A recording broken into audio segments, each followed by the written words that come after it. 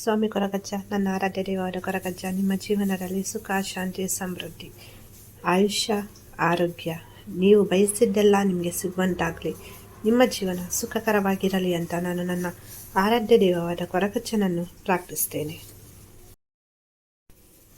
ಕೊರಗಜ್ಜನನ್ನು ನಾವು ಉಳಿಸ್ಕೊಳ್ಬೇಕು ಅಂದರೆ ಕೊರಗಜ್ಜನನ್ನು ಭಕ್ತಿಯಿಂದ ಪ್ರಾರ್ಥಿಸಬೇಕಾಗುತ್ತೆ. ಆ ದೇವರ ಮೇಲೆ ನಂಬಿಕೆಯನ್ನು ಇಡಬೇಕಾಗುತ್ತೆ. ನಂಬಿಕೆ ಅನ್ನೋದಿಲ್ಲಿ ಬಹಳ ಮುಖ್ಯವಾಗಿರುತ್ತೆ. ನೀವು ಕೆಲವರು ಕೇಳ್ತಾ ಇದ್ದರೆ ಕೊರಗಜ್ಜನಿಗೆ ಪರ್ಟಿಕ್ಯುಲರ್ ಆಗಿ ಮಂತ್ರ ಉಂಟಾ? ಹಾಗಾದರೆ ಆ ಮಂತ್ರ ಯಾವುದು? ನಾವು ಯಾವ ಥರ ಜಪ ಮಾಡಬೇಕು, ಏನು ಮಾಡಬೇಕು? ಆ ಮಂತ್ರವನ್ನು ಜಪ ಹೇಳಿದರೆ ನಮ್ಮ ಎಲ್ಲ ಕಷ್ಟಗಳು ದೂರ ಆಗುತ್ತಾ? ನಾವು ಅಂದ್ಕೊಂಡಿದ್ದು ನಮಗೆ ಸಿಗುತ್ತಾ ಅಂತ. ದೈವ ಬೇರೆ, ದೇವರು ಬೇರೆ. ದೈವ ಮತ್ತು ದೇವರು ಒಂದೇ ಅಲ್ಲ. ಇಲ್ಲಿ ಕೊರಗಜ್ಜ ಶಿವಸಂಭೂತ ಅಂದರೆ ಈಶ್ವರ ದೇವರ ಅಂಶದಿಂದ ಹುಟ್ಟಿದವರು, ಶಿವಸಂಭೂತ.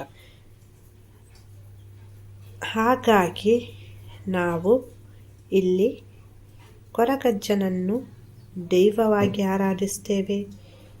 ದೈವವನ್ನು ನಾವು ಸುಗಿಪುನು ಅಂತ ಹೇಳ್ಬೋದು ಅಥವಾ ಮಡಿಪು ಅಂತ ಹೇಳ್ಬೋದು. ಅಂದರೆ ದೈವಗಳಿಗೆ ನಾವು ಯಾವುದೇ ಒಂದು ರೀತಿಯ ಮಂತ್ರದಿಂದ ಆರಾಧನೆಯನ್ನು ಮಾಡುವುದಿಲ್ಲ. ದೈವಗಳನ್ನು ಆರಾಧಿಸುವ ಕ್ರಮವೇ ಬೇರೆ. ದೇವರನ್ನು ನಾವು ಮಂತ್ರಗಳಿಂದ ಆರಾಧಿಸ್ತೇವೆ. ಆದರೆ ದೈವವನ್ನು ಮಂತ್ರಗಳಿಂದ ಅಥವಾ ಸ್ತೋತ್ರಗಳಿಂದ ಆರಾಧಿಸುವಂತಹ ಕ್ರಮ ಇಲ್ಲ. ಅದು ಯಾವುದೇ ಒಂದು ರೀತಿಯ ಮಂತ್ರ ಆಗಿರ್ಬೋದು ಅಥವಾ ಗಾಯತ್ರಿ ಮಂತ್ರ ಆಗಿರ್ಬೋದು ಅಥವಾ ಸ್ತೋತ್ರ ಆಗಿರ್ಬೋದು, ಅದಿಲ್ಲ. ದೈವವನ್ನು ನಾವು ದೈವದ ರೀತಿ ಆರಾಧನೆಯನ್ನು ಮಾಡ್ಕೊಳ್ಬೇಕಾಗುತ್ತೆ. ನಾವು ಹಾಗಂತ ನಮಗೆ ಇಷ್ಟ ಬಂದ ಮಂತ್ರವನ್ನು ಸೇರಿಸ್ಬಿಟ್ಟು, ಪದಗಳನ್ನು ಸೇರಿಸ್ಬಿಟ್ಟು ನಾವು ಇವಾಗ ನಾನು ಹೇಳಿದೆ ಕೊರಗಜ್ಜ ಶಿವಸಂಭೂತ ಅಂತ.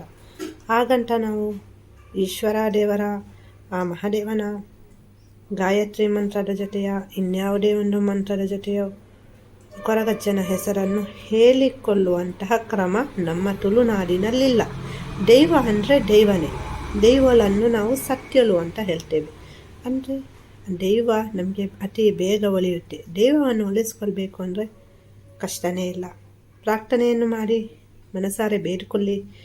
ನಿಮ್ಮ ಕೆಲಸ ಸತ್ಯವಾಗಿದ್ದರೆ, ನೀವು ಸತ್ಯ ಮಾರ್ಗದಲ್ಲಿದ್ದರೆ, ನ್ಯಾಯ ಮಾರ್ಗದಲ್ಲಿದ್ದರೆ, ಒಬ್ಬರಿಗೆ ಮೋಸ ಮಾಡಿಲ್ಲ ಅಂದರೆ, ನಿಮ್ಮಿಂದ ಇನ್ನೊಬ್ಬರಿಗೆ ಅನ್ಯಾಯವಾಗುವುದಿಲ್ಲವೆಂದರೆ ನಿಮಗೆ ಆ ದೈವ ಕೊರಗಜ್ಜ ಕೈ ಹಿಡಿಯುತ್ತಾರೆ, ನಿಮ್ಮನ್ನು ನಡೆಸಿಕೊಂಡು ಹೋಗ್ತಾರೆ.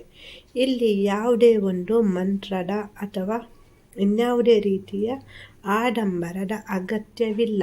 ಅಂದರೆ ಕೆಲವರಿಗೆ ಕೆಲವು ಹರಕೆಗಳನ್ನು ಕಟ್ಟಿಕೊಳ್ಳಲಿಕ್ಕೆ ಸಾಧ್ಯ ಆಗುವುದಿಲ್ಲ, ಅಥವಾ ಅಜ್ಜನಿಗೆ ಅಗಿಲು ಸೇವೆಯನ್ನು ನೀಡಲು ಆಗುವುದಿಲ್ಲ, ಅಥವಾ ಎಲೆಯಡಿಕೆಯನ್ನಿಟ್ಟು ಪ್ರಾರ್ಥನೆಯನ್ನು ಮಾಡಲಿಕ್ಕೂ ಆಗಲ್ಲ, ಅಥವಾ ಕೊರಗಜ್ಜನ ಆದಿ ಸ್ಥಳವಾದ ಕುಟ್ಟಾರು ಅಥವಾ ಇನ್ಯಾವುದೇ ಆದಿ ಸ್ಥಳಕ್ಕೂ ಭೇಟಿ ನೀಡಲಿಕ್ಕೆ ಆಗಲ್ಲ ಅಂಥವರಿಗೆ ನಾನು ಹೇಳ್ತಾ ಇದ್ದೇನೆ, ಮನಸ್ಸಾರೆ ಕೊರಗಜ್ಜನನ್ನು ಬೇಡಿಕೊಳ್ಳಿ.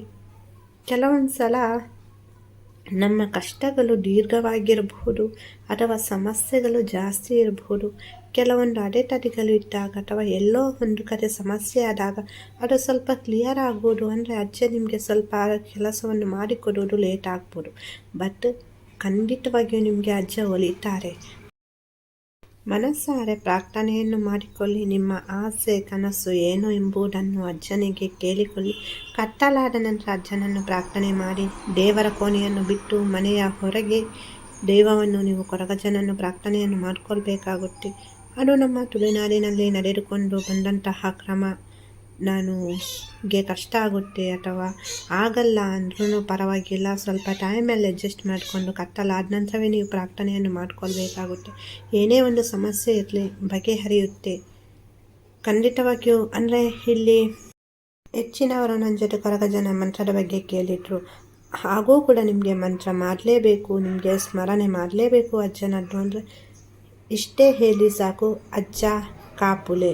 ಕೊರಗಜ್ಜ ನನ್ನನ್ನು ರಕ್ಷಿಸಿ, ಅಷ್ಟೇ ಸಾಕು ಅಜ್ಜ, ಕಾಪಾಡಿ ಅಜ್ಜ, ನನ್ನ ಕೈ ಬಿಡಬೇಡಿ ಅಜ್ಜ, ನೀವು ಸತ್ಯ ಅಜ್ಜ, ನೀವು ಸತ್ಯ ಅಜ್ಜ, ನೀವು ಸತ್ಯ, ಕೊರಗಜ್ಜ ನೀವು ಸತ್ಯ.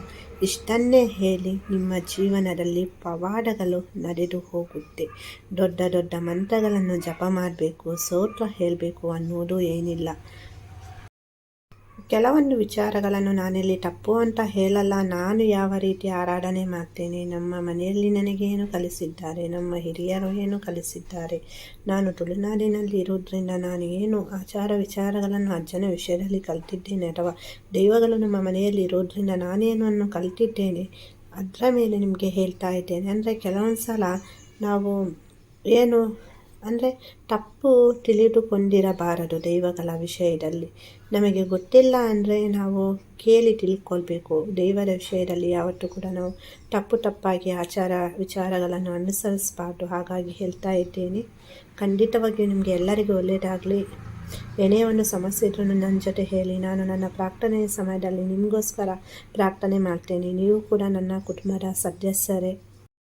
ಏನೇ ಒಂದು ನೋವಿರಲಿ, ದುಃಖ ಇರಲಿ, ನೀವು ನನ್ನ ಜೊತೆ ಶೇರ್ ಮಾಡಿ. ನಾನು ನನ್ನ ಕೈಯಲ್ಲೇ ಆದಷ್ಟು ನಿಮಗೆ ಏನು ಸಹಾಯ ಮಾಡಲಿಕ್ಕೆ ಆಗುತ್ತೆ, ನಿಮ್ಮ ಕಷ್ಟವನ್ನು ಯಾವ ರೀತಿ ಪರಿಹಾರ ಮಾಡ್ಕೊಳ್ಬೋದು, ಅಥವಾ ನಾನಾಗಿ ಪರ್ಟಿಕ್ಯುಲರ್ ಆಗಿ ಸಪ್ರೇಟಾಗಿ ನಿಮಗೋಸ್ಕರ ಪ್ರಾರ್ಥನೆಯನ್ನು ಮಾಡ್ತೀನಿ. ಖಂಡಿತವಾಗಿಯೂ ದೇವಗಳಿಗೆ ನಾವು ಪ್ರಾರ್ಥನೆಯನ್ನು ಮಾಡೋದ್ರಿಂದ ನಮ್ಮ ಎಂಥದ್ದೇ ಒಂದು ಸಮಸ್ಯೆ ಕೂಡ ಪರಿಹಾರ ಆಗುತ್ತೆ.